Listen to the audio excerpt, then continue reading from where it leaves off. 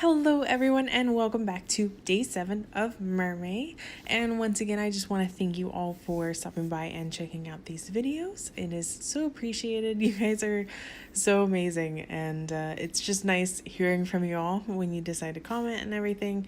And yeah, I just want you to know, like I always say, that I appreciate you all, because I do. And today going forward, I am jumping back into using that toned tan paper and really trying to utilize my art supplies, but also have fun with doing kind of the grayscale and doing the gradient in the gray colors, or ombre as it's known more fluidly as now. So I had fun with this. I kept it a very simplistic design. I decided to change up the position of the body. I was actually inspired by one of our pinup figures that we have for the kind of over the shoulder looking back viewing, and it is simple and it's cute and it was fun to do, and it's definitely good practice because I do a lot of either the side position body or the front facing body. So getting the practice of doing that kind of, you're looking at the back of the body with the over the shoulder, is just good all around practice, and something that I'm consistently trying to get better at what I do and practice at what I do, because it's what I love.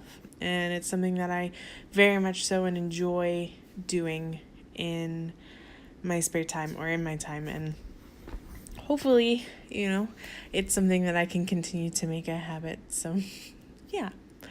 But it was a lot of fun designing this. I did, like I said, on purpose, kind of keep it more simplistic. I really just liked the form and design of the concept in her body positioning and everything, and I wanted to keep it just like that.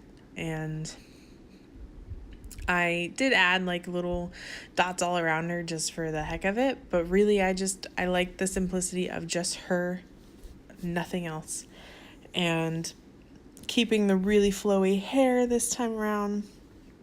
And one thing that I'm actually really liking design-wise is with the tail itself, rather than drawing in every scale, like I have done that in the past and I've debated doing it again. It's just very time consuming. I've really enjoyed taking and using the markers, and kind of what I do when I create that gradient dark to light where it looks very spotty is I just really swirl that Copic marker, or if you have another alcohol ink based marker, I just do tiny circles, and I do them, or not tiny circles, I do circles and I do them very loosely. So I'm not necessarily trying to fill in all the space. I'm trying to just get that kind of pattern in, and it might look a little silly, but when it all comes together, I think it actually works out pretty nicely. And I'll do where I start with my darkest tone, which in this case I used W6 for the very tip. The darkest point on the tail went to W5, and then 4, and then 3. And I just kind of went section to section to section to build the gradient going up to her body, and continuing with doing those little circles and really creating a pattern using the marker to more so represent the tail. I think in a way it kind of looks almost like scales. I know it doesn't exactly, but close enough.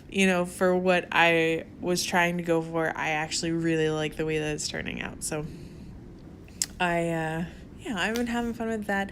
I will say this video is definitely quicker because I didn't take as long, I'll admit, on this piece. It was definitely a smaller piece, and being as simplistic as it was a lot easier to finish in a more timely manner. But all the same, I'm still very happy with how it turned out. So the thing that I know I talked about a couple videos ago that I appreciate with doing this grayscale is kind of that push to work on shading and seeing just what I can do using the grayscale and creating the volume or the depth that I want by just using the markers and placing shading in certain positions. And previous, I wouldn't necessarily actually shade half of the face, or like on her body where I shaded half of the back to kind of give that foreground and background look. And I am by no means an expert on it. I am by no means the best at it. I still have a lot to learn when it comes to that, but a big part of my style that I also try to continuously stay conscious of, whatever, is that I really appreciate the cartoony pinup, and that's kind of what I've gone for, is kind of a cross between like a more realistic and risque, but also like a classy Disney kind of look. It's like somewhere jumbled in the mix there, but I mean, really, because that's just where my style is. Like and where I love it. I'm a fan of cartoons. I will fully admit that, being 28 years old, like I still watch cartoons, and I don't think it's anything I'll ever grow out of. But anyways, I hope that you guys have enjoyed this video. As always, thank you so much for watching, and I will catch you all in the next one. Have a great day and take it easy.